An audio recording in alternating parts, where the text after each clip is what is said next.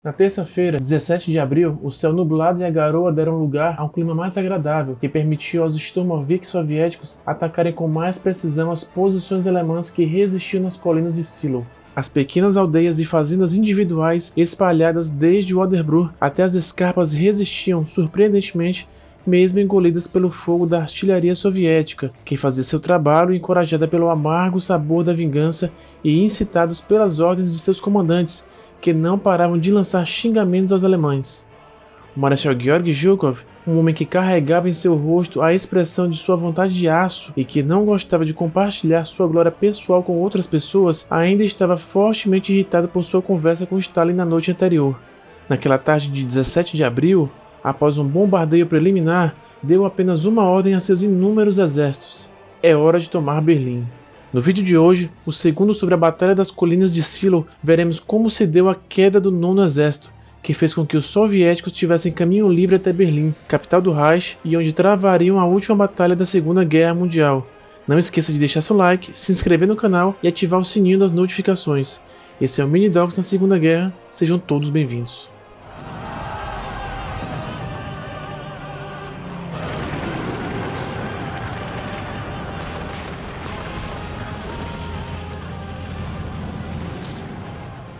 A frente estava afundando lenta, porém continuamente sob a forte pressão do Exército Vermelho.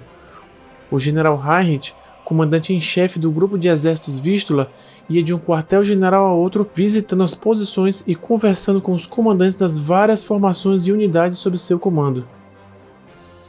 Numa dessa, ficou surpreso com o fato de os soldados do general Buss terem se saído tão bem sob circunstâncias tão desfavoráveis.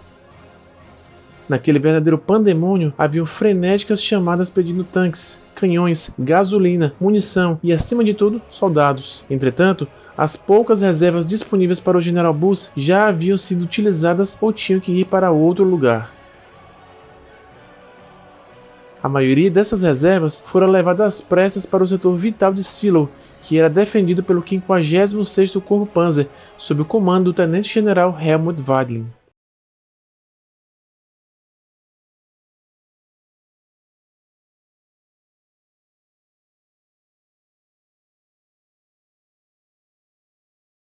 Embora Weidling tivesse chegado apenas alguns dias antes e estivesse lutando em terreno desconhecido com tropas fracas e quase sempre inexperientes, o veterano de 60 anos havia resistido a todos os ataques.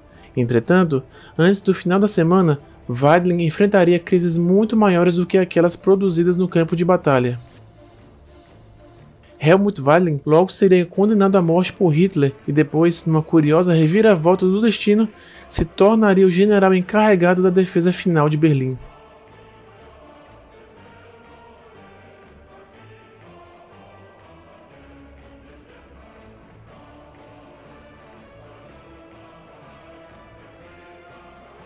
Uma grande confusão tomou conta das linhas alemãs. A escassez era evidente em todos os cantos e todas as áreas. Faltavam veículos de transporte, quase não havia combustível e as estradas, congestionadas por civis, tornavam impossível o movimento em grande escala da infantaria. Essa imobilidade teria graves consequências.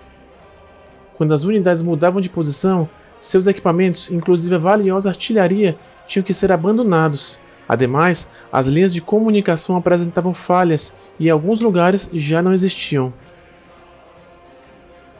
A situação era especialmente ruim para o general Helmut Weidling, cujo 56º Corpo Panzer havia absorvido todo o ataque de Zhukov às colinas de Silo. Suas forças haviam resistido ao feroz ataque soviético por mais de 24 horas, o que lhe causou um elevadíssimo número de baixas. Além disso, as prometidas divisões de reserva que Weidling esperava com tanta angústia, a divisão SS Nordland e a poderosa 18ª Divisão Panzergrenadier, não haviam chegado a tempo para os contra-ataques que poderiam ter diminuído o avanço dos tanques de Zhukov.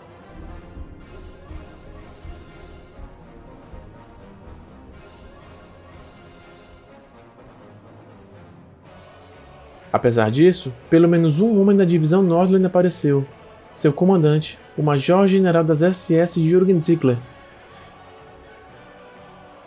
Chegando de automóvel à sede do quartel-general de Weidling, ao norte de Münchenberg, Ziegler calmamente anunciou que sua divisão estava parada a muitos quilômetros dali por falta de combustível. Weidling ficou irado. Todas as divisões Panzer deveriam transportar combustível de emergência para ser utilizado em tais circunstâncias. Mas Ziegler, que não gostava de combater sob o mando de oficiais da Wehrmacht, pelo visto não considerava urgente a chegada de sua divisão até Zielou. A Nordland perdeu 20 preciosas horas sem combustível, o que levou Ziegler e seus soldados a não chegarem a tempo. Sem o apoio necessário, as forças de Weidling ficaram em situação delicada. O enorme peso do 5º Exército de Choque, seguido pelo 2º Exército de Tanques de Guarda, forçou a 9ª Divisão de Paraquedistas a recuar consideravelmente. Algumas unidades mantiveram-se firmes nas cidades de Neuhardenberg e Platkow, mas foram cercadas por grandes formações de infantaria soviética que avançavam rumo às florestas da primeira. Os combates também tiveram forte impacto nos soldados de apoio da Luftwaffe, que tinham pouca ou nenhuma formação em combate. Muitas dessas equipes perderam a pouca coesão que tinham frente às veteranas forças soviéticas. Finalmente, após intensos combates, os paraquedistas de Göring entraram em pânico e fugiram aterrorizados. Consequentemente, a 2ª linha defensiva alemã, Steinstellung, foi contornada pelo 5º Exército de Choque e pelo 2º Exército de Tanques de Guarda, forçando uma fuga em massa da linha defensiva alemã como única alternativa de se evitar um cerco. O 1º e 8º Exércitos de Guarda tinham se aproveitado do sucesso de seus companheiros e também avançado.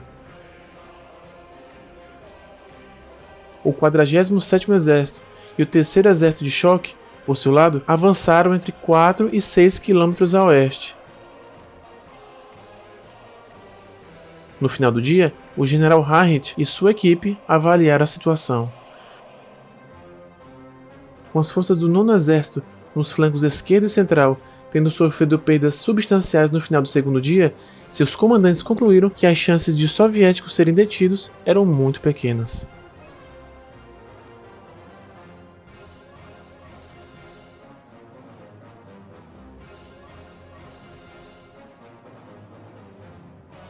Na quarta-feira, 18 de abril, o céu amanheceu pintado de vermelho mais a leste. Aqueles que seguiam lutando para preservar as colinas de Zielou não gostavam da situação.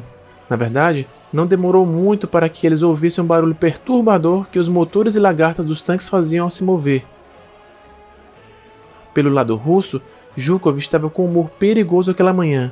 Ele já sabia que os exércitos blindados de Konev tinham conseguido a permissão de Stalin para também seguir em direção a Berlim.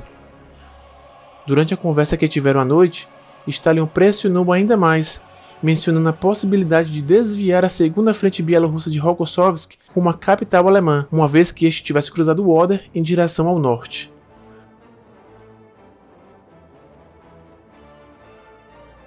As ordens que Zhukov deu aos comandantes de seus exércitos eram peremptórias. Teriam que partir eles mesmos à frente de batalha e relatar a exata situação. A artilharia devia avançar até os pontos de defesa alemães em campo aberto. As ações tinham que ser aceleradas, não devendo parar nem durante o dia, nem durante a noite. Mais uma vez foram soldados que tiveram que pagar com suas vidas pelos erros cometidos por seu orgulhoso comandante, que estava sob a pressão de seu superior. Após outra potente barragem de artilharia e mais ataques aéreos, os exaustos exércitos de Zhukov voltaram a atacar naquela manhã. Ainda que Weidling tentasse desesperadamente conter os ataques dos blindados soviéticos, a frente do 56º Corpo não pôde ser mantida. Com o moral intacto, as unidades da divisão SS Nordland, que haviam finalmente chegado à frente de combate, reuniram o maior número de soldados em fuga que puderam e enfrentaram os soviéticos numa tentativa desesperada de controlar a situação. No entanto, para a grande decepção de Weidling, a ampla dispersão de suas tropas tornou impossível lançar um contra-ataque planejado. Com os soviéticos cada vez mais próximos, Weidling se viu obrigado a evacuar 2 quartéis generais desde o meio-dia. Como consequência, perdeu toda a comunicação com o quartel-general do 9º Exército. O general Busse, que deixara claro que seu exército estava se desintegrando, chamou imediatamente o general Heinrich para informá-lo da situação. Chegou o momento crítico, disse ele. Os soviéticos haviam ultrapassado as linhas alemãs em vários pontos, principalmente na lacuna entre o 56º Corpo e o 101º Corpo de Exércitos. Os elementos da vanguarda do 5º Exército de Choque seguidos por unidades do 2º Exército de Tanques de Guarda, avançaram sem oposição em direção à linha montanhosa a oeste de Oderbruch, depois que as tropas de paraquedistas da 9ª Divisão abandonaram sem permissão suas posições aquela manhã. As colunas de tanques soviéticos avançavam agora na direção oeste, em direção a Münchenberg. Nesse momento, a queda do 9º Exército era inevitável.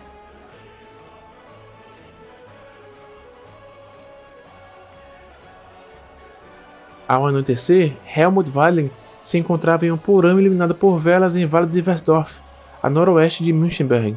Lá apareceu um visitante não usual.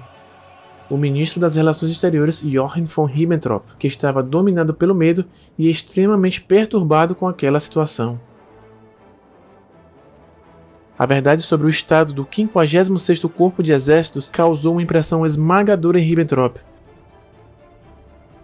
Hesitante, o ministro das Relações Exteriores fez algumas perguntas com a voz tão trêmula quanto ele próprio, e depois despediu-se. Weidling e outros membros do Estado-Maior esperavam alguma notícia sobre as negociações com os aliados ocidentais. Entretanto, essa última esperança desapareceu junto com o ministro. Imediatamente após o ministro das Relações Exteriores, chegou o líder da juventude hitlerista de 32 anos e um braço só, Arthur Axmann, que trazia consigo notícias que poderiam alegar Weidling. Os garotos da juventude hitlerista estão à sua disposição para se juntar à corajosa defesa da Alemanha. Estão preparados para lutar e já ocupam as estradas na retaguarda de suas forças. Weidling, que não podia acreditar no que ouvia, ficou tão furioso que por alguns momentos nem conseguiu falar. Então, usando a linguagem mais inadequada possível, recusou indignado o plano de Axmann. Disse Weidling: "Por acaso o mundo enlouqueceu? Você não pode sacrificar essas crianças por uma causa que já está perdida. Não os usarei e exijo imediatamente que nenhum deles seja mobilizado para o campo de batalha." Axmann, surpreso, foi rápido em dar a Weidling sua palavra de que a ordem seria anulada. A verdade é que, se essa contra-ordem foi mesmo dada, centenas de garotos das juventudes hitleristas, mobilizados nos arredores da capital, não souberam dela, permanecendo em seus postos, sendo que nas 48 horas seguintes foram esmagados por tanques soviéticos.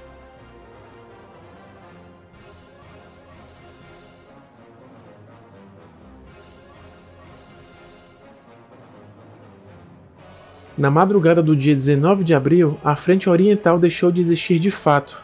Sem esperança de deter os soviéticos, o 9º Exército começou a se desintegrar em 3 direções. A captura de Wriezen pelo exército soviético e o avanço do 3º Exército de Choque para o oeste, em direção ao planalto que se estendia por trás de Neuhardenberg, forçaram o 101º Corpo de Exércitos a seguir até Eberswalde e aos campos situados ao norte de Berlim. Por outro lado, o 56º Corpo Panzer de Weidling começou a marchar para o oeste, em direção a Berlim. À direita, o 11º Corpo Blindado das SS fez o mesmo na direção sudoeste, em direção a Fürstenwalde. Na capital, a tensão aumentava a cada hora. Nem mesmo Goebbels podia agora ignorar a ameaça. No Ministério da Propaganda chegavam a cada instante uma avalanche de notícias histéricas e urgentes. O jornal oficial do Partido Nazista, Völkische Beobachter, anunciou a travessia soviética do rio Oder com as seguintes palavras: "Um novo e duro teste, talvez o maior de todos, está a caminho. Cada casa pela qual tem que lutar o inimigo, cada tanque soviético destruído por um granadeiro, um homem da Volkssturm ou um garoto hitlerista significa muito mais hoje do que em qualquer outro momento deste conflito. O slogan para o dia de hoje é ranger os dentes, lutar como diabos, não ceder facilmente ante o inimigo. Esta hora de decisão exige o maior dos sacrifícios."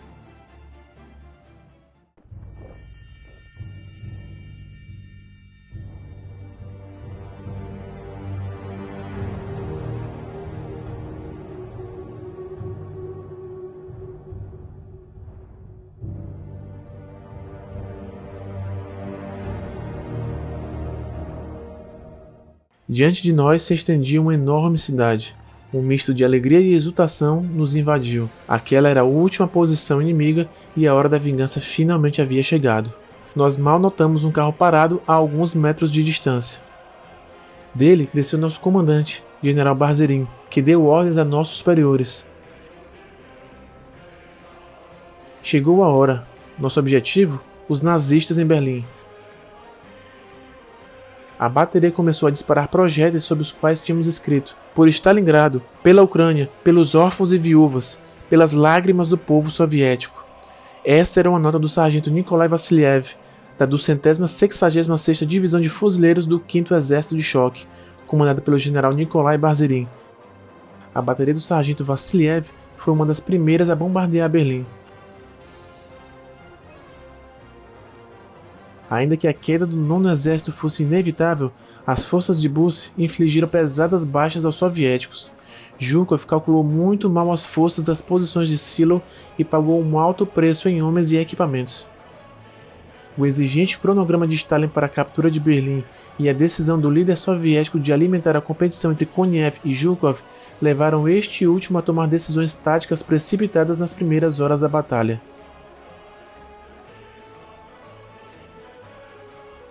Por sua vez, a estratégia defensiva de Heinrich cobrou um preço substancial do inimigo, que imbuiu o 9º Exército de um espírito de luta que o permitiu se manter estável por um curto tempo face a dificuldades esmagadoras.